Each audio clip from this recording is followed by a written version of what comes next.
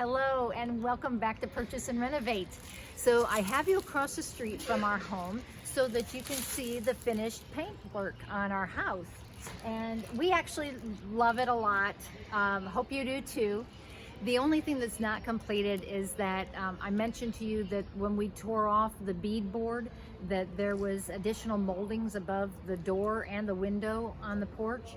And so we are going to go ahead and lift the ceiling, and we are going to have the painter paint those as well. That'll probably hopefully happen in the next couple of weeks. But we're super happy with it, and I hope you like it too. So I wanted to talk to you today. One of the reasons that I do these videos is to hopefully have you learn from my mistakes. And not that this was a huge mistake or anything, but we were excited when we were signing the contract for this construction. And you know, we had talked about the lighting, and we had talked about the heating, and we had talked about you know, all those things in general terms. So I felt comfortable that we knew what was happening. Well, you know, I told you that this week was the electrician was going to be starting. Sure enough, he's here.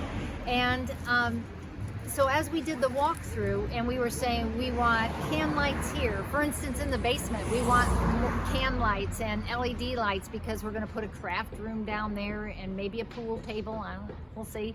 But so there were some specific things that we were looking for, and I was not thinking when I signed that contract about the specifics of how many can lights are included in this.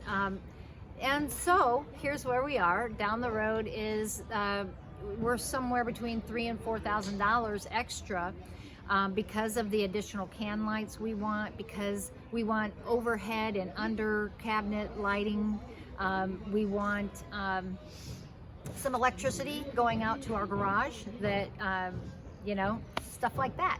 So I would just recommend that if you're going to do a purchase and renovate, that you do look at the contract very specifically and find out how many can lights, so that you can try to control that as you're dreaming about your renovation.